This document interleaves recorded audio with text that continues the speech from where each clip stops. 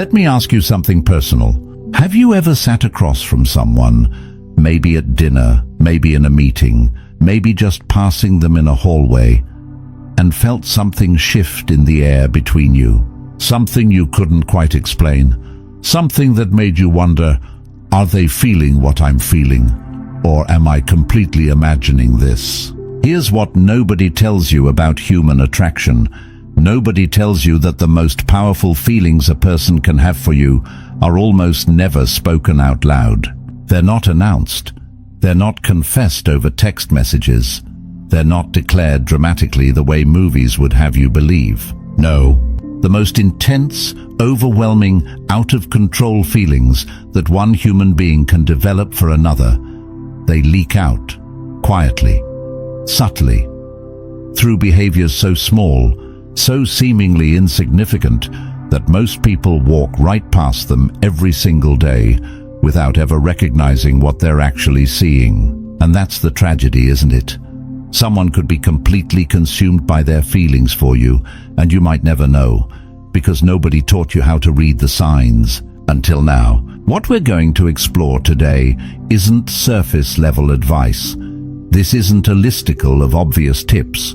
What I'm about to walk you through is grounded in behavioral psychology, neuroscience, and decades of research into human attachment, attraction, and emotional bonding. These are the signs that psychologists have identified, the involuntary, unconscious, deeply human behaviors that emerge when someone's feelings for another person have grown so strong that they simply cannot contain them anymore. And when I say out of control, I mean exactly that. These aren't things people choose to do. These are things that happen to them because of you, because of the way you've taken up residence in their mind, because of the way you've rewritten the chemistry of their brain without even trying. So, if you're wondering about someone in your life, a co-worker, a friend, someone you've been seeing, someone you've known for years, pay close attention. Because by the end of this, you're going to see them completely differently. Let's begin. Sign number 1. They remember everything. And I mean everything. Here's a question. When was the last time someone remembered something you said weeks or months after you said it? Not something important. Not something you repeated multiple times. Something small. Something throwaway. Something you yourself had completely forgotten. Maybe you mentioned once in passing that you don't like a particular type of food, and weeks later, they're steering you away from a restaurant because they remembered.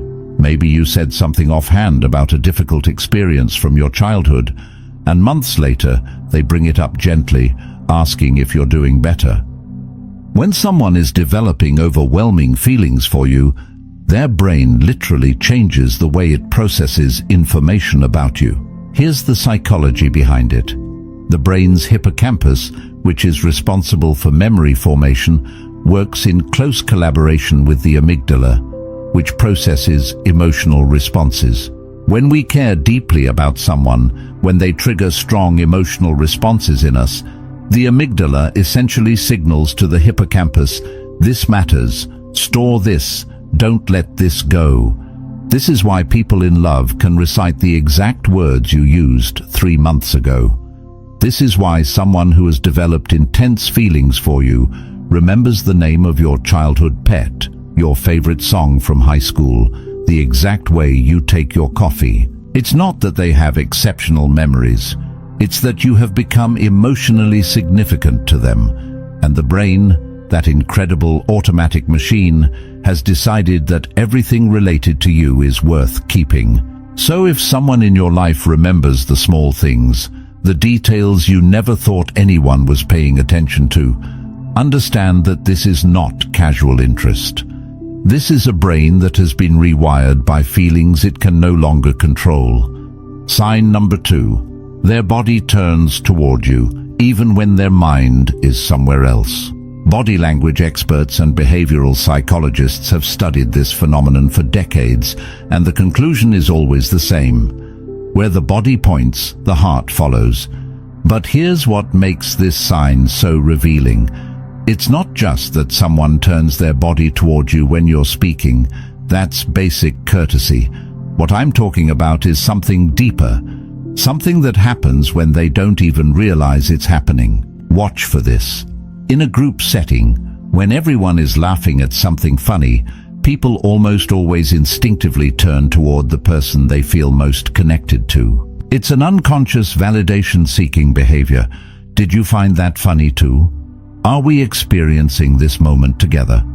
The laugh is shared, but the eyes search for one specific person. Watch for this too. When they're sitting near you, even when the conversation isn't about you, and even when they're talking to someone else entirely, one foot points in your direction, their shoulder leans slightly toward you. Their body has oriented itself like a compass finding north. Psychologists call this postural mirroring and implicit orientation, and it reveals something profound about where a person's emotional attention truly lies. You can control your words. You can control your facial expressions to some extent, but controlling the way your body subtly gravitates towards someone you have deep feelings for, almost impossible. The body is honest in ways the mind refuses to be. And if someone's body keeps finding its way back to you, pointing toward you, leaning into you, closing the space between you, even in crowded rooms, their feelings are speaking volumes that their words have not yet found the courage to express. Sign number 3, they get nervous around you in very specific ways. There's a difference between generalized social anxiety and the very particular brand of nervousness that emerges around someone you have overwhelming feelings for. And learning to tell the difference is crucial. A person who is generally nervous will be nervous with everyone. Their hands shake in meetings. They stumble over words with strangers. They avoid eye contact broadly. But someone who has developed intense feelings specifically for you, they might be completely composed, articulate and confident with every other person in the room, and then you walk in and something changes. Watch their hands. Do they suddenly find something to do with them, adjusting their clothes, touching their face, picking up a nearby object? This is called self-soothing behavior, and it emerges when the nervous system is activated by an emotionally significant stimulus. In plain terms, you make them nervous in a way nothing else does. Watch their speech. Do they talk faster around you? Do they sometimes trail off mid-sentence, lose their train of thought, laugh a little too quickly at things that aren't especially funny? These are symptoms of cognitive interference, the brain's executive functions being partially hijacked by the emotional centers when they encounter someone they're deeply attracted to. The psychological term for this is attentional narrowing. When we're near someone we have strong feelings for, our cognitive resources are divided. Part of the brain is trying to function normally. Another part is running constant calculations about how we appear, what we're saying, what they're thinking, how close they're standing. The result is a very specific, very telling kind of scattered behavior. And here's the beautiful paradox. This nervousness doesn't mean they're uncomfortable around you. Quite the opposite. It means you matter so much that their brain can barely hold itself together in your presence. Sign number 4. They find reasons to maintain contact, no matter how small the excuse. Pay attention to who reaches out to you when they don't have to. Not the people who text you because they need something. Not the people who call because there's business to discuss. The people who reach out for no real reason at all, or for reasons so thin they're almost transparent. Hey, I saw this and thought of you. A meme, a song, an article about something you mentioned once in conversation. I don't know if you heard about this, but followed by something they clearly could have kept to themselves. Are you free this weekend? There's this thing, but no pressure, it's not a big deal. Followed by extensive details suggesting it is, in fact, a very big deal to them. Psychologists who study attachment behavior have identified what they call proximity-seeking behaviors, actions taken to maintain closeness and connection with someone who has become an attachment figure. And when feelings become overwhelming, these proximity-seeking behaviors become almost compulsive. The person isn't choosing to find excuses to contact you out of manipulation or strategy. They're doing it because being connected to you activates the brain's reward system. Dopamine is released. A kind of relief washes over them, and when that connection is absent, there's a low-level anxiety that drives them to reach out again. This is why someone with intense feelings for you will sometimes text you about the most mundane things. It's not that the content of the message matters. The message is just the vehicle. What they're actually doing is maintaining a thread between your world and theirs, because the thought of that thread going quiet is genuinely uncomfortable for them. Sign number 5. Their pupils dilate when they look at you. This one is less about behavior and more about pure, uncontrollable biology, and it's one of the most honest signals the human body can produce. Pupil dilation, the involuntary widening of the dark center of the eye, is controlled by the autonomic nervous system. That means it is not subject to conscious control. You cannot decide to dilate your pupils. You cannot fake it. It simply happens in response to two primary conditions: changes in light and emotional arousal. When we encounter something or someone that excites us, interests us, or triggers positive emotional responses, the brain releases norepinephrine, which signals the pupils to expand. Researchers have documented this consistently in studies examining attraction. Participants shown images of people they found attractive demonstrated measurable pupil dilation. More significantly, they rated people with dilated pupils as more attractive, more trustworthy, and more likable, even when they couldn't consciously articulate why.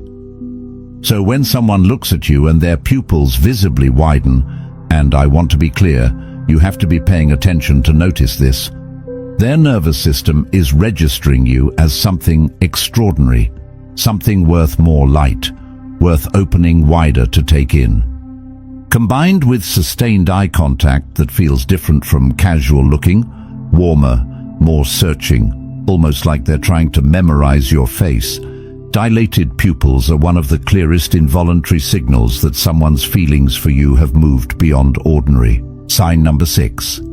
They unconsciously mirror your movements and speech patterns. Behavioral mirroring is one of the most well-documented phenomena in social psychology, and when it happens naturally, without effort or intention, it is one of the strongest indicators of deep emotional connection and attraction. Here's what this looks like in practice. You cross your legs. A few seconds later, they cross theirs. You lean forward. They lean forward. You pick up your drink. They pick up theirs. You slow down your speech. Theirs slows too. You adopt a particular phrase or expression. Days later, you hear them using it. This isn't imitation in the mockery sense. It's something far more profound.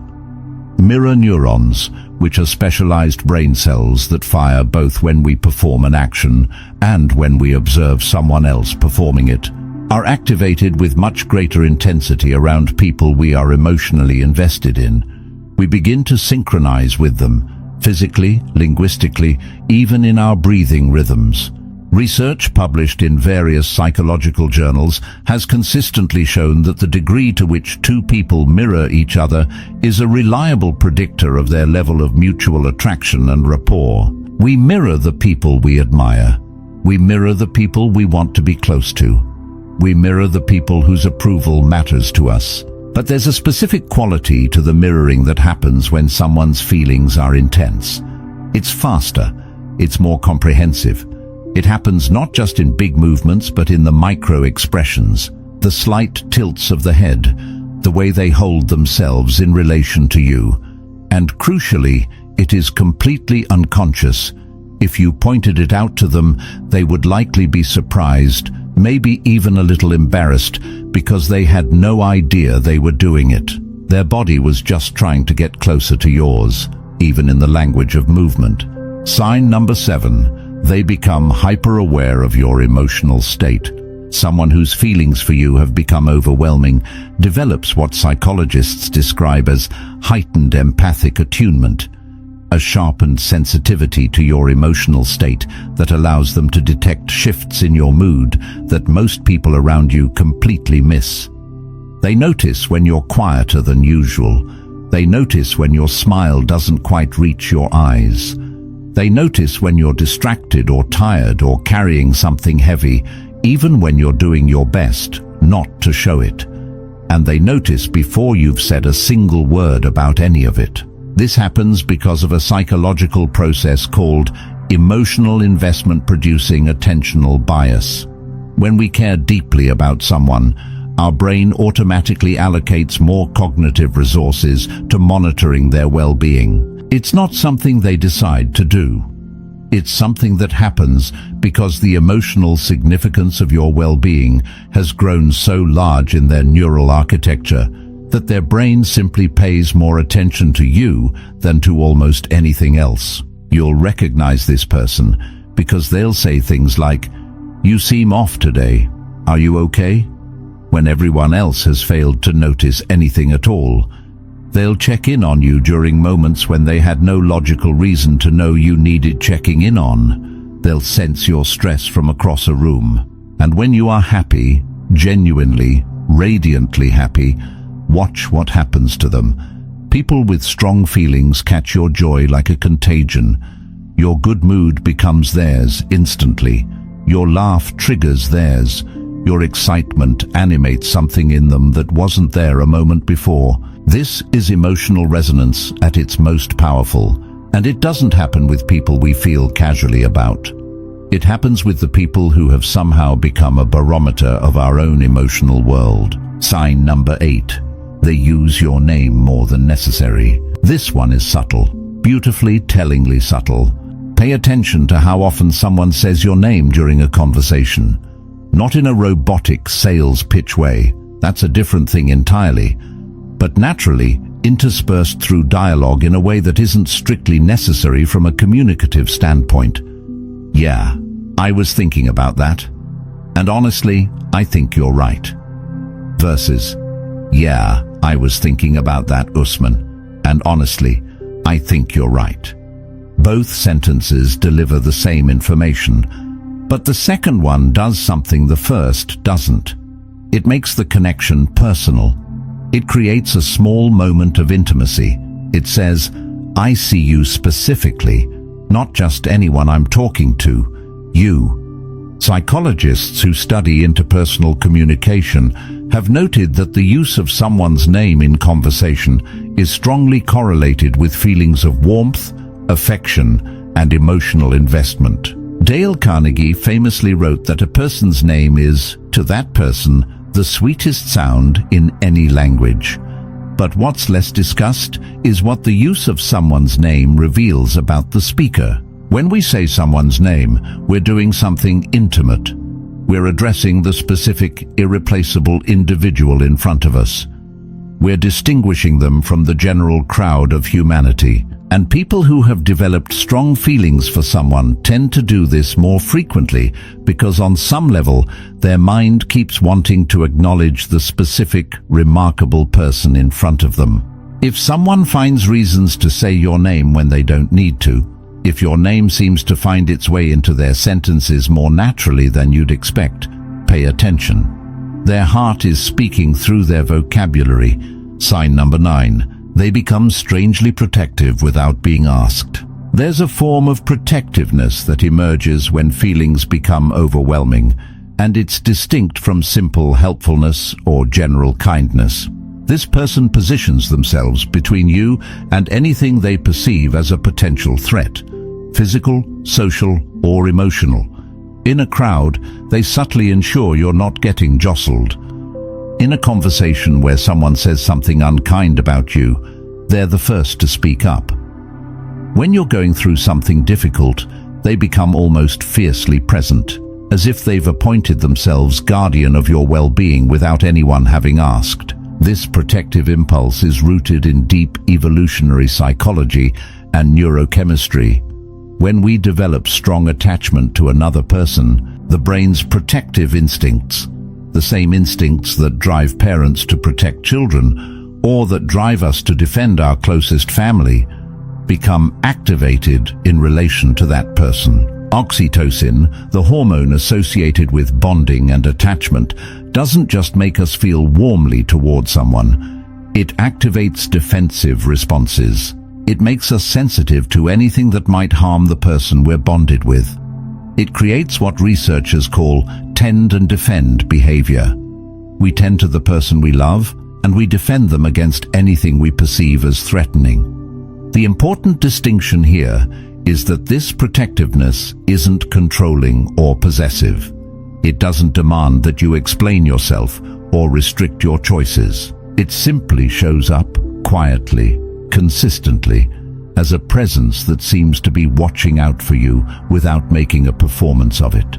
When someone with overwhelming feelings for you senses that you're hurt, threatened, embarrassed, or struggling, something in them mobilizes, not because they feel obligated, but because on a deep biological level, your well-being has become bound up with their own sense of safety. Sign number 10. They experience physical symptoms just being near you. This one might sound dramatic, but the physiology is completely real and well documented. When we develop intense feelings for someone, being near them triggers a cascade of neurochemical activity that produces genuine, measurable physical symptoms. The heart rate increases, sometimes significantly. Palms may become slightly damp. There can be a subtle warmth in the face, a slight shortness of breath, a heightened awareness of every sensation. These aren't metaphors. These are physiological responses driven by the release of adrenaline, norepinephrine, and dopamine that occurs when the brain encounters someone it has assigned profound emotional significance to. But here's what's interesting about this sign. The person experiencing it is usually very aware that something is happening in their body when you're near, even if they don't fully understand why or aren't ready to name it.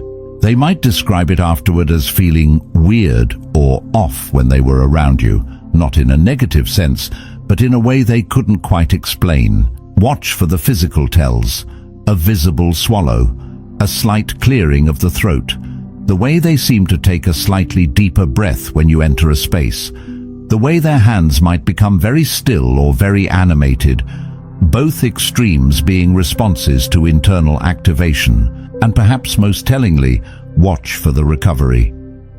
After interacting with you, people with overwhelming feelings often need a moment to breathe, to let their nervous system return to baseline, to process what just happened in their body, even if what happened in reality was a completely ordinary conversation. Their physical body is responding to you in ways their conscious mind is still trying to catch up with. Sign number 11.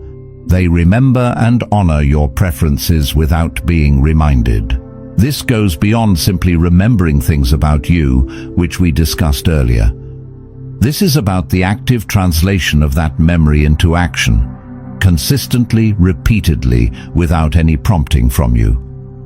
They know you prefer window seats, and somehow the reservation always has one. They know you get cold easily, and they've quietly started keeping a jacket in their car. They know you have a meeting on Thursday mornings, and so they never schedule anything that would make your Wednesday nights harder.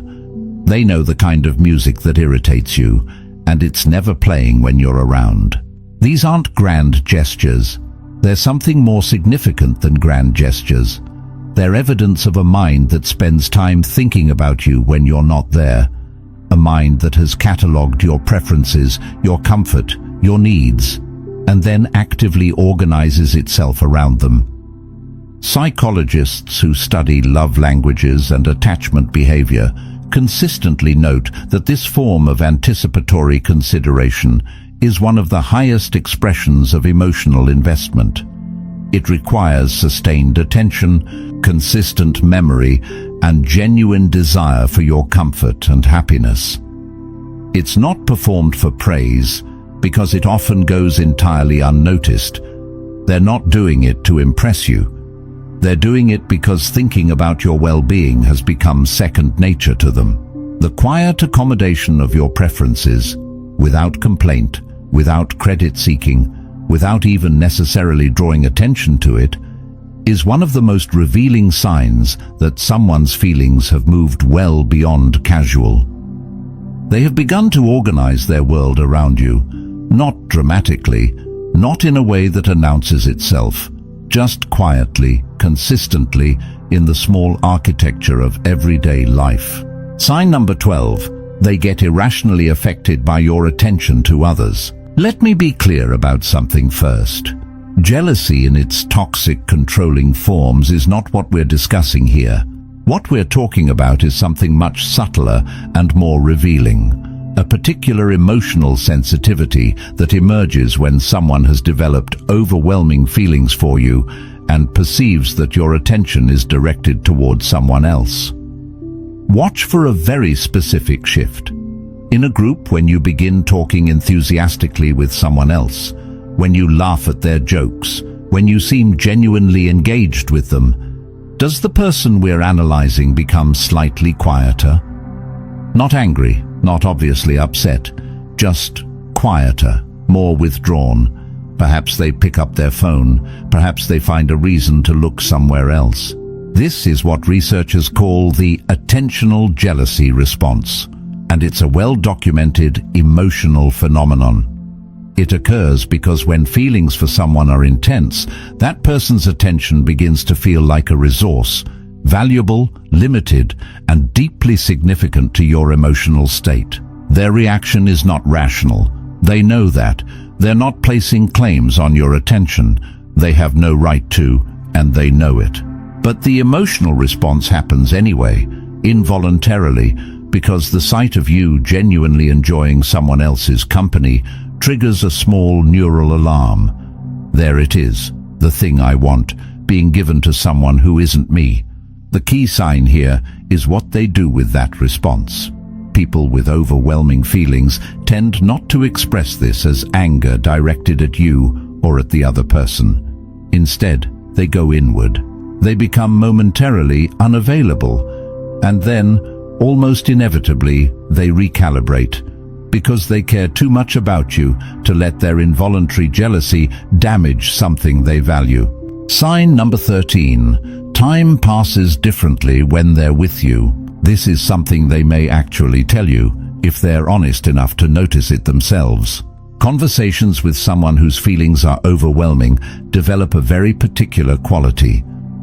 What seemed like 15 minutes was actually 2 hours. They lost track of time entirely. They missed calls. They forgot plans. They looked up and realized the sun had moved significantly, and they hadn't noticed because they were completely absorbed.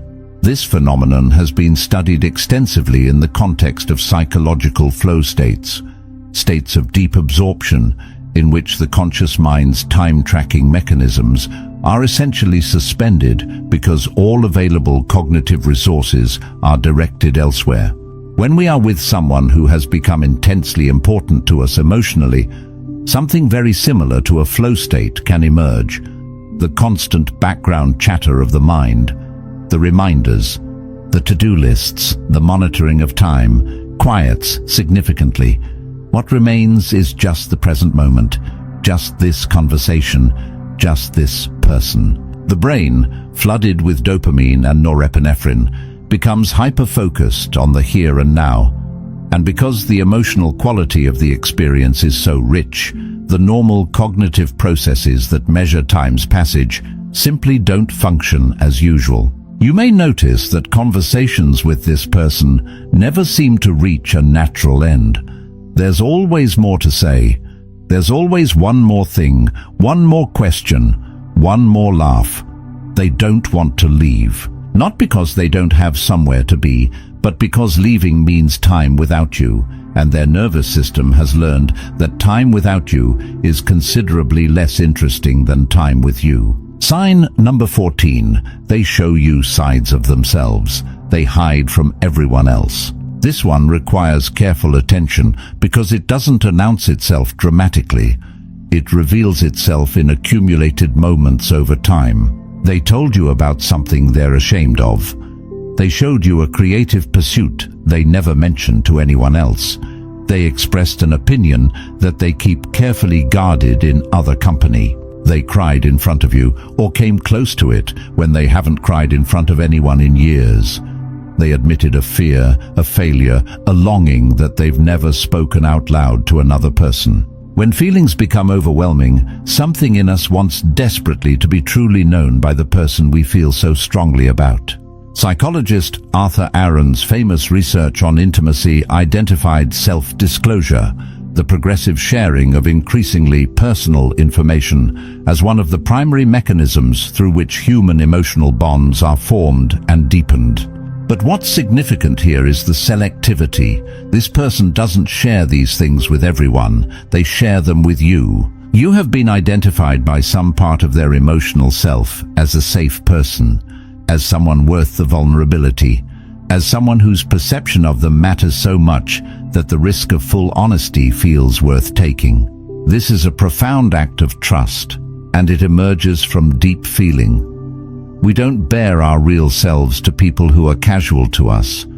We don't reveal the tender, complicated, imperfect interior of our lives to people whose feelings about us are inconsequential.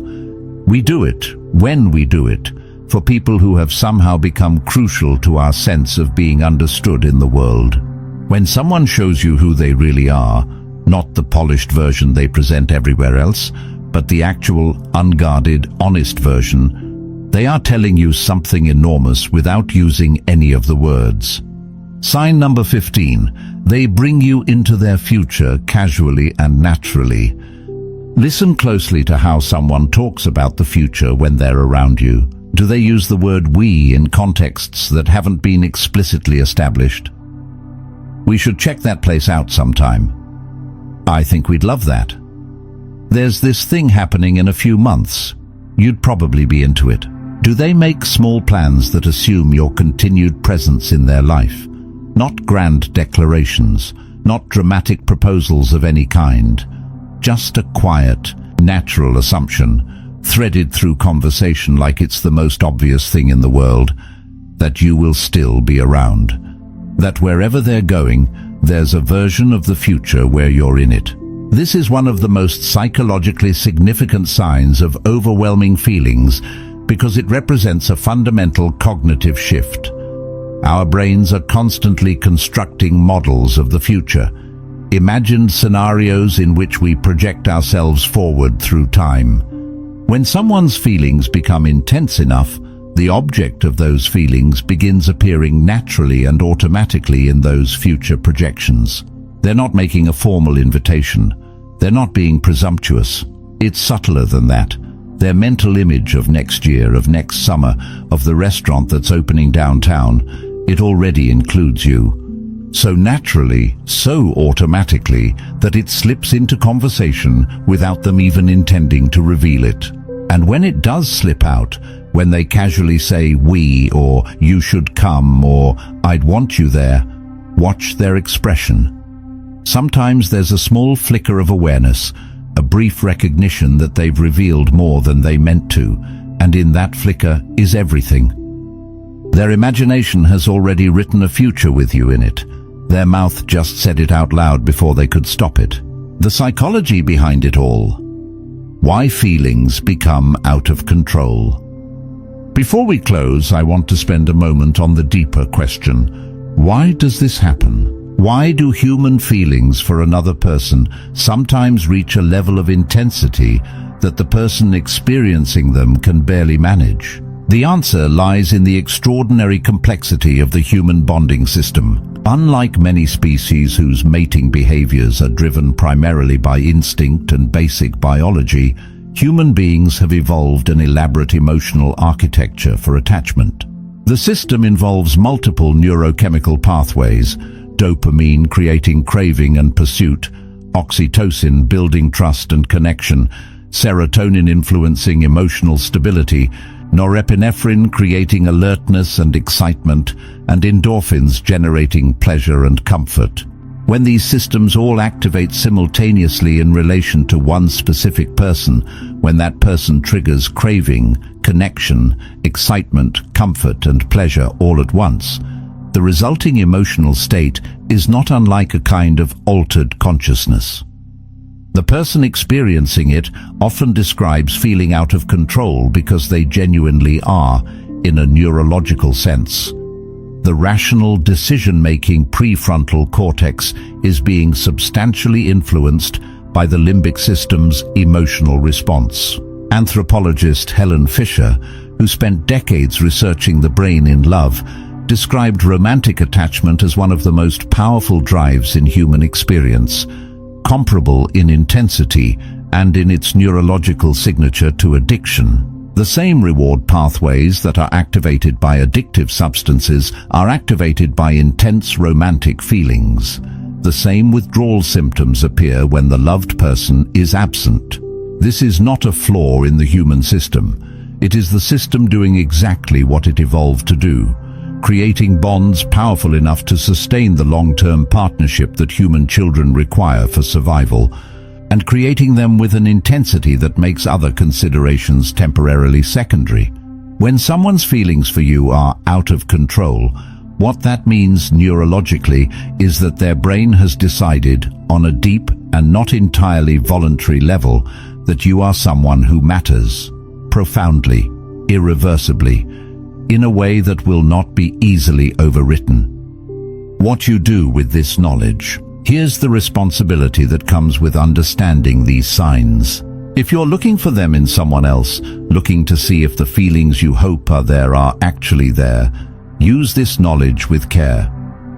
The signs we've discussed today are not weapons. They're not tools for manipulation or power.